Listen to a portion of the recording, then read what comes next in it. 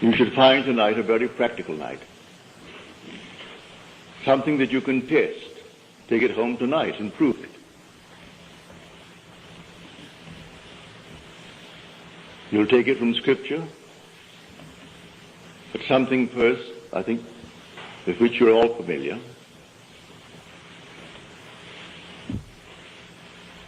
If you took a piece of steel that's magnetized,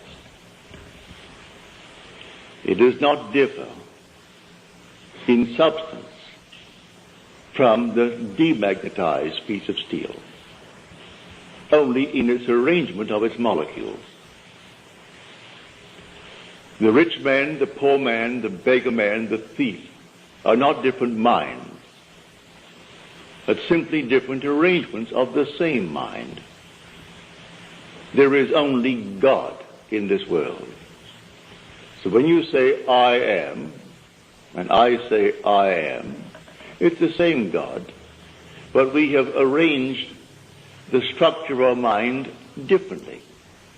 We have different concepts of self, and that's all. But not one is better because he is richer than the one who is poor. These are only different arrangements of the structure of the mind.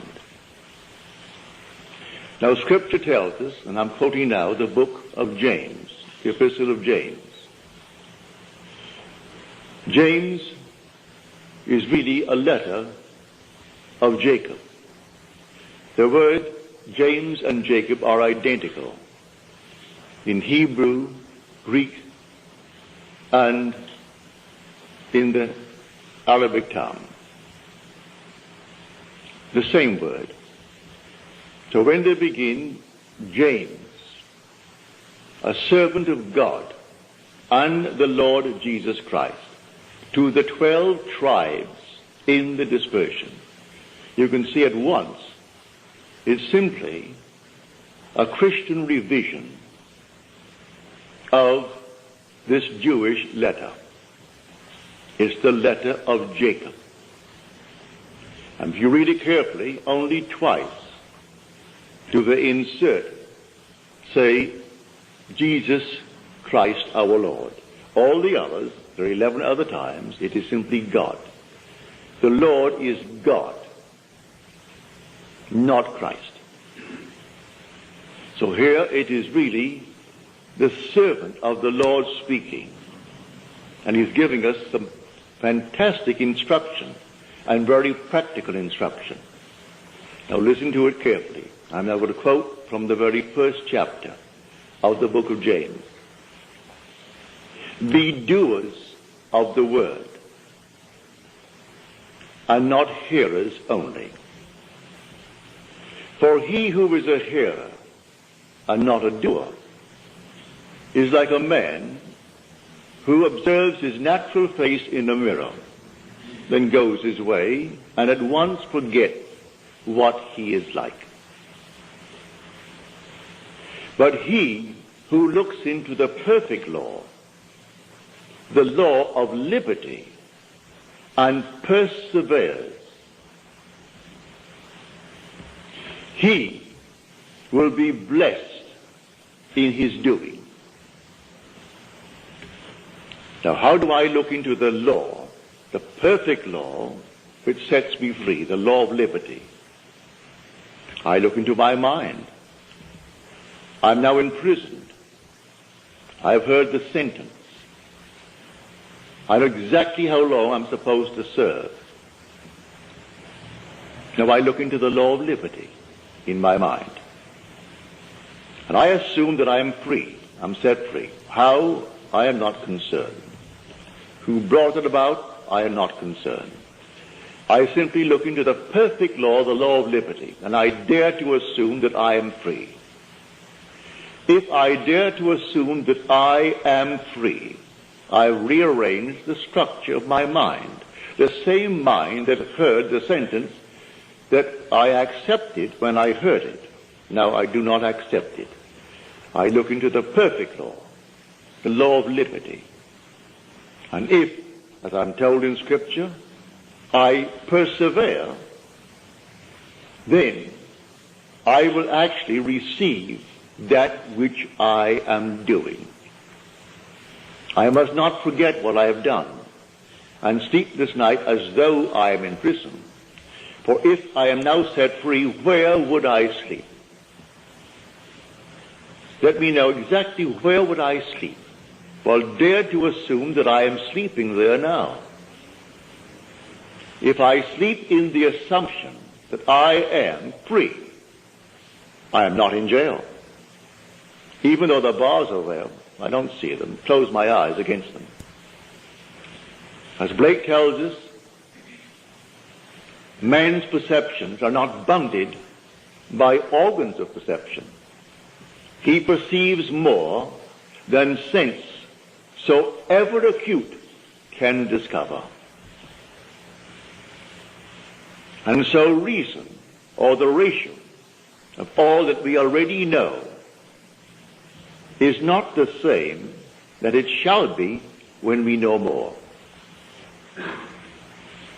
If I take this tonight and test it, and it proves itself in the testing, well, then I have added to my knowledge.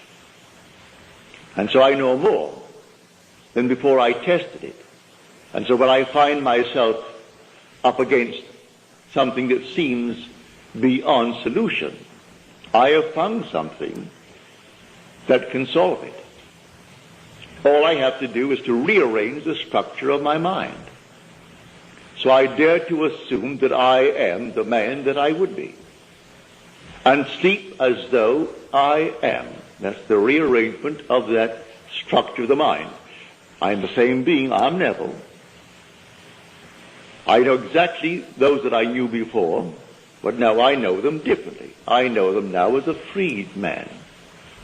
But I must not be a hearer of what I heard in Scripture. I must be a doer. I must do it. So be not a doer only. Be a doer in the full sense of the word. So that I'll do it and persist. The word is persevere in Scripture. The first chapter, the 22nd through the 25th verses of the Epistle of James. So I will simply do it. And though tomorrow I am confronted with the obvious facts of life that I'm still in prison, it still doesn't matter. I did it, I am doing it, and I will continue to do it until that which I have done is perfectly externalized within my world. I am telling you this from experience. I know it. If you go to jail, and you say 5 to 10 years, all right, you know 5 years, and maybe you get off in 6 for good behavior. But when you are drafted into the army, there is no date that you are promised where they let you out. You are in for the duration. Well, I was drafted into the army with $17 million. Well, I didn't ask the permission of anyone. I only consulted myself. I looked around. I knew what the world knew. It was something that had to be done. But I must be honest with myself. I didn't want any part of it, but no part of it. Others would tell me, is that the act of a coward? I didn't care what they said. Is that being a good citizen? I didn't care what they said. As I just said earlier, what we now know, which is called reason, it's a reasonable thing to do. We're at war, and we're all Americans, and we should go in there because our country has declared war. Go in there and fight. And so reason tells us that should be done. I was drafted. I did not oppose it. They drafted me. Took me down to Camp Polk, Louisiana for my base training.